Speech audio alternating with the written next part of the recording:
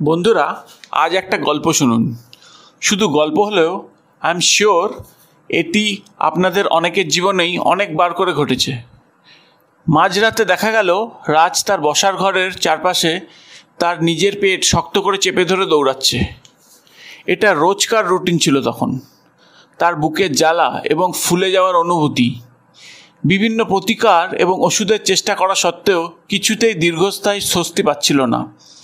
তখন রাজ তার অ্যাসিডিটির সমস্যাগুলি বোঝার এবং নিরাময়ের চেষ্টা করার সিদ্ধান্ত নিল। সে কখনো ভাবেইনি এটি তার লাইফকে পুরোপুরি বদলে দিতে পারে। হ্যালো ফ্রেন্ডস, health.ob-তে আপনাদের সকলকে স্বাগত। সবার প্রথম জেনে নিই এর রুট কজটা কী। অ্যাসিডিটি এবং বদহজম প্রায় একে অপরের সাথে যুক্ত। বিশ্বব্যাপী লক্ষ লক্ষ মানুষের জীবনে ঘটে যাওয়া দুটি সাধারণ গ্যাস্ট্রোইন্টেস্টাইনাল সমস্যা: দুর্বল খাদ্যাভ্যাস, মানসিক চাপ, ব্যায়ামের অভাব, এমনকি জলশূন্যতা সহ বিভিন্ন কারণ থেকে এই সমস্যাগুলি দেখা দিতে পারে। খাদ্য তালিকাগত অভ্যাস: মশলাদার, তৈলাক্ত এবং প্রক্রিয়াজাত খাবার গ্রহণ করলে পাকস্থলীতে অত্যাধিক অ্যাসিড উৎপন্ন হতে পারে। বড় খাবার খাওয়া বা খাওয়ার পরপরই শুয়ে পড়াও সমস্যাকে আরও ত্বরান্বিত করতে পারে। স্ট্রেস: দীর্ঘস্থায়ী স্ট্রেস শরীরে একাধিক উপায়ে প্রভাবিত করে, যার মধ্যে হজম ফাংশন ব্যাহত হয়, সেটা খুবই উল্লেখযোগ্য, যার ফলে আপনার শরীরে অস্বস্তিও বাড়তে পারে। ব্যায়ামের অভাব: শারীরিক নিষ্ক্রিয়তা হজমকে ধীর গতির করে দিতে পারে, যার ফলে খাবার পাকস্থলী এবং অন্ত্রে বেশিক্ষণ থাকে, ফলে অ্যাসিডিটি এবং গ্যাস গঠনের কারণ হতে পারে।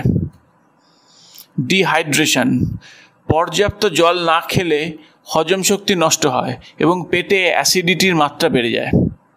অ্যাসিডিটি এবং বদহজম নিয়ন্ত্রণের জন্য কি করবেন? মনোযোগ দিয়ে খাওয়া, ছোট এবং ঘন ঘন খাওয়া, এতে পাকস্থলীতে ওভারলোড হওয়া থেকে রক্ষা পায় এবং অ্যাসিডের উৎপাদন কমতে পারে। স্বাস্থ্যকর খাবার: প্রথমেই বলবো ফাইবারযুক্ত খাবারকে আপনার খাদ্য তালিকায় অন্তর্ভুক্ত করুন। আপনার খাদ্য তালিকায় প্রচুর পরিমাণে ফল, শাকসবজি, গোটা শস্য এবং লেবুর অন্তর্ভুক্ত করুন, যা হজমে সাহায্য করতে পারে। ট্রিগার ফুড এড়িয়ে চলুন।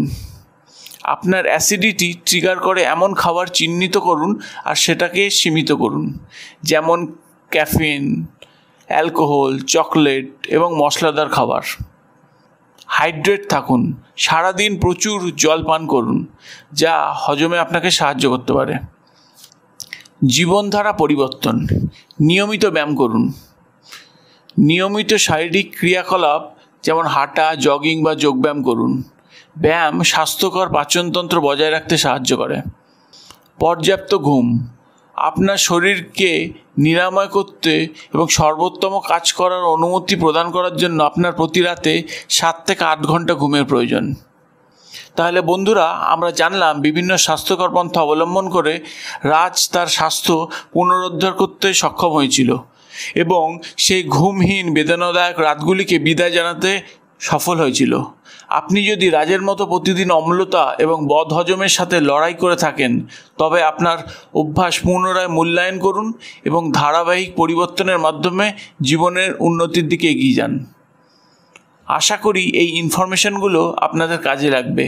আমাকে অবশ্যই কমেন্ট করে জানাবেন আপনাদের মতামতগুলো। যদি ভিডিওটি ইনফরমেটিভ লাগে তাহলে লাইক করবেন আর চ্যানেলটিকে সাবস্ক্রাইব করে সঙ্গে থাকুন। ধন্যবাদ।